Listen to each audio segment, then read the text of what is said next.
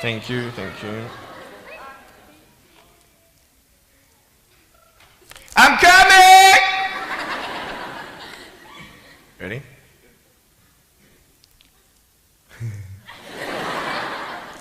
Hey, is that cool? Awesome.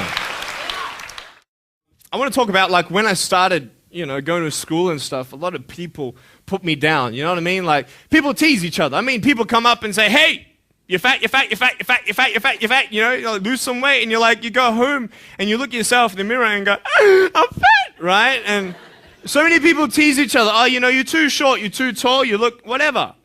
Different hair and all that. It doesn't matter. See, the thing is, when you're in school, when you're growing up in life, it actually sort of matters to people how you look. And then it matters to you because it matters to others. Why? Why does it matter how you look? Because if they don't like you, then who will? If they don't accept you, then who will? And the fear that we have is that we're going to be alone. That we're not good enough. And we have to change ourselves. And so many people put me down and say, Nick, you look too weird and no one's really your friend and you can't do this and you can't do that. And I couldn't change anything. It's not like just fixing my hair one day and everything's fine. It's not like, just whatever. I couldn't change my circumstance. I couldn't just one day wake up and say, hey, give me arms and legs. I need arms and legs. You know what I mean? Like, I went to a bodybuilder, and said, can you make me some arms and legs? No joking. Bodybuilder, you get it? Right? So here's the thing. I go up to people, can you give me a hand? Just joking. But it was so hard because people put me down. And I started believing that I was not good enough. I started believing that I was a failure. That I'd never ever be somebody who people would like or people would accept. And it was so hard, man. I thought to myself, I can't go on the soccer field like everybody else, and I can't ride my bike, and I can't skateboard, and all these sort of things. And I started getting depressed. I thought, what kind of purpose do I have to live? I mean, are you just here to live to die? I mean, is there not a purpose for me? Is there not a purpose in life? And I had questions and no answers. And I asked my mum and dad, why did this happen? I asked doctors, why did this happen? And they don't know. There are some things in life that are out of your control that you can't change and you got to live with. The choice that we have, though, is either to give up or keep on going. I want to ask you, what are you going to believe? Are you going to believe in yourself? Are you going to believe everybody else's judgment on you? Are you going to believe people when they say that you're a failure? When no one really likes you, no one really cares about you. And it's not really to say that, hey, you need someone to come up and say, hey, really, I like you, I care about you. No, it's not that, but it's the fact that people put you down. People don't even look you in the eye. People ask you how you are, and you say fine, but you're not fine, and they'll never know that. I tell you, life is interesting. Life's a journey. See this phone here? Let's say that I want to go to the phone, right? And I start from over here. Now, to get to the phone, it's not like I'm going to start meditating and going hum, right, and float across the air, right? It's not going to work. It's not like I'm going to go hum and woo, it's not going to work. So I have to take one step at a time, one step at a time, one step at a time. You can only take one step at a time. I don't care how big your step is, it's only one step at a time. You can't do two steps in one. You understand? So it's like one step at a time. And you take steps in this direction, you take steps in that direction, and sort of get lost along the way, and sometimes you fall down. Now, to illustrate my point, I'm going to jump off the table, do a back twist, and land on the floor. Okay? Is that cool? Are you ready? Oh, there's a clock there? Okay, can you move the clock for a second, please? Beautiful, beautiful. All right. You ready? So, are you guys ready? Just let me know when you're ready. Are you ready? Okay, ready? 1, 2. I'm joking, man. Are you serious? Just put the clock back there. If I did that, I'll break my arm or something. You know what I mean? But honestly, along the way, you might fall down like this. Ready? Right? Hello! Right.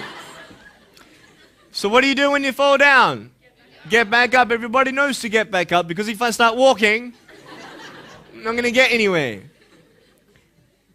But I tell you, there are some times in life where you fall down and you feel like you don't have the strength to get back up. You sort of put a mask on your face when you come to school and pretend that everything's okay when it's not, and you go home and lay in your bed when no one's looking at you, when you don't have to impress anybody, and you're yourself. And fear comes in. You know the fear that you have as soon as you walk into the doors of your house. Maybe there's a broken home. Maybe you have doubt in your life. Maybe you don't know for sure what's going to be happening in the future, and it scares you. Maybe you're worried about what people think of you, what people say about you. Just that fear paralyzes you. And I just want to ask you today, do you think you have hope? Because I tell you, I'm down here, face down, and I have no arms, no legs. It should be impossible for me to get back up. I mean, you go home and tie the legs and arms of your brothers and sisters and like push them down and see how long it's going to take them to get back up. You know what I mean? You know, you can tell them that you'll see them tomorrow. You know what I mean? But this is the thing. It should be impossible for me to get back up, but it's not. You see, I will try 100 times to get up, and if I fail 100 times, if I fail and I give up, do you think that I'm ever going to get up? No. But if I fail, I try again and again and again. For as long as I try, there's always that chance of getting up. Does that make sense? And it's not the end until you've given up. And just the fact that you're here should persuade you that you have another chance to get back up. There's still hope. I'm not here today to tell you that I understand your pain. I don't know how it feels to be abused. I don't know how it feels to feel, quote, fat and you've got an eating disorder. I don't know how it feels to have a broken home. I don't know how it feels. But I know how it feels to have a broken heart. And I know how it feels to be alone. And I want you to know that I found my strength in Jesus Christ, and you're going to find your strength in whatever you find it in. But I just want you to know that it's not the end. It matters how you're going to finish. Are you going to finish strong? And you will find that strength to get back up like this.